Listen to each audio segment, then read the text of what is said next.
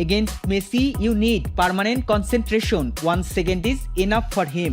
মেসির বিপক্ষে খেলতে হলে এক মুহূর্তের জন্য মনোযোগ হারানো যাবে না। মাত্র 1 সেকেন্ডেই তার জন্য যথেষ্ট। 2009 সালে এক প্রীতি ম্যাচের আগে স্পেনের তৎকালীন হেড কোচ ভিসেন্তে দেল বস্কের বলা এই কথাটি আজও যেন হুবহু সত্যি। বরং 2026 বিশ্বকাপে সেই সতর্কবার্তার বাস্তব রূপ দেখিয়ে যাচ্ছেন লিওনেল মেসি। 39 বছর বয়সেও তিনি যেন সময়কে বৃদ্ধাঙ্গুলি দেখাচ্ছেন। প্রতিটি ম্যাচে কখনো বাম পা কখনো ডান পা, দুই পায়ের জাদুতেই মুহূর্তেই বদলে দিচ্ছেন ম্যাচের চিত্র।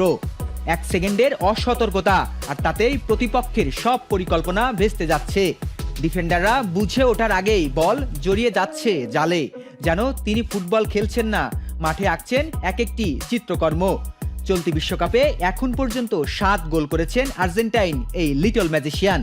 বয়সের এই পর্যায়ে এসে এমন গোলের ক্ষুধা, এমন ধারাবাহিকতা এবং এমন আধিপত্য আধুনিক ফুটবলে সত্যি অবিশ্বাস্য।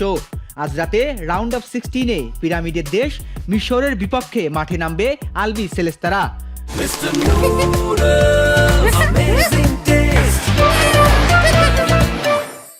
92 বছর পর বিশ্বকাপের নকআউটে জয় তুলে নিয়ে আত্মবিশ্বাসে উজ্জ্বল কোচ হোসেম হাসানের শিষ্যরা। সামনে থাকবেন মোহাম্মদ সালার মতো বিশ্বমানের তারকা।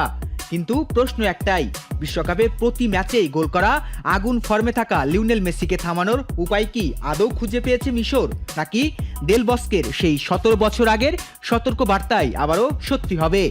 মাত্র 1 সেকেন্ডেই প্রতিপক্ষ ভুল করে বসবে, আর সেই ভুলের শাস্তি দেবেন ফুটবলের সর্বকালের অন্যতম সেরা এই জাদুকর।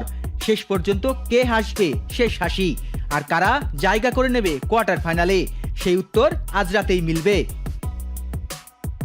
সৈকত আহমেদ দীপ, চ্যানেল আই।